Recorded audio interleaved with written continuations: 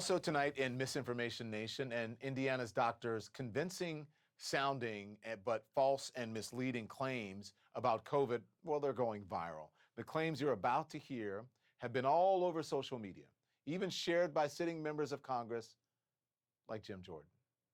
But they're riddled with problems and bad information.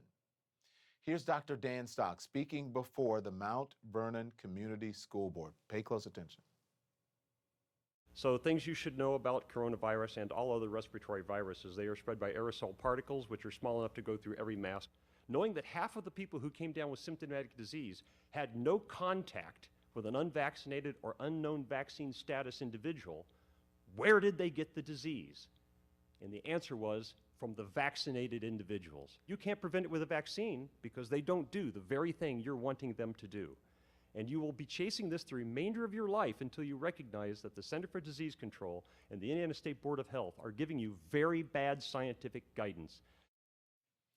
Okay, so joining me now is Erica Herron. She is an education reporter for the Indianapolis Star, and Dr. Gabriel Bosslet. He is an associate professor of clinical medicine at Indiana University of Medicine. I'm so glad both of you are here as well. This is a very important topic. Dr. Bosslet, the man is well-spoken, he seems professional, but what he is saying is dangerous. He is claiming vaccines are causing people to get sick. It is absurd. Please give us the facts, sir. Yeah, I mean, most of what he said was not factual. You're right, though. He sounded great, and he had a really crisp shirt and some nice suspenders, and he looked like a doctor. I mean, he is a doctor. And he used medical words, and he really sounded official. But the fact was, most of what he said was just patently false. You have refuted Stock's claims point by point on Facebook, but point out there are small nuggets of truth throughout his phony claims. So tell me about that and why it makes it more pervasive to you. Yeah, I mean, he started the whole thing out by saying that, the virus is so small that it will pass through any, the fibers of a mask. And the truth of the matter is that viruses are tiny. They're very small. And so if you're just going by the claim that the virus is tiny, that's a true statement. The fact of the matter is the way that the virus has traveled, they are trapped by masks. I think you can argue at this point what masks are best, where they work best. I think there are reasonable arguments to be made about masks and how we use them. But whether or not they work isn't really in the realm of reasonability to argue. Erica, I want to bring you in because you have been reporting on Dr. Stock. What can you tell us about him and why so many people are amplifying him and what he says? Well, I think Dr. Stock is resonating with a lot of people because he is telling them what they want to hear. We have a lot of people who are tired of mask mandates and I just have a lot of COVID fatigue, want their schools to reopen like normal.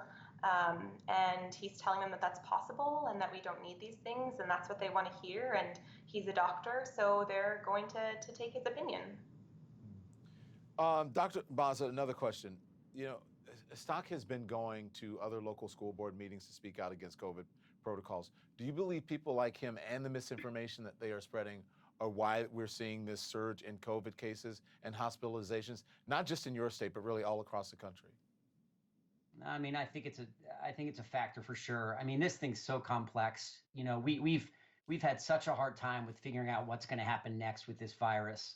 But the fact is that people spreading misinformation and people who should know better, physicians spreading misinformation certainly aren't helping. The message that we need now is people need to be vaccinated, and any physician who isn't sort of, having that conversation with every patient that they come in contact with is holding up us getting through this. Erica, listen, I know that, you've been reporting on this, but we reached out to Stock for comment and left a message on his voicemail, but we didn't hear back.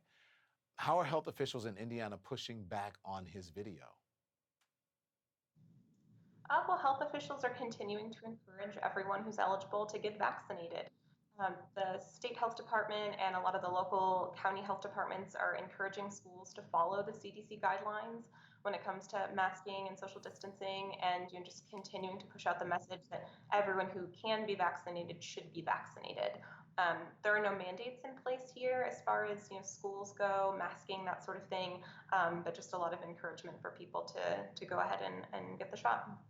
Well, Erica, great job reporting. I hope that you'll continue, and we'll have you back as this progresses.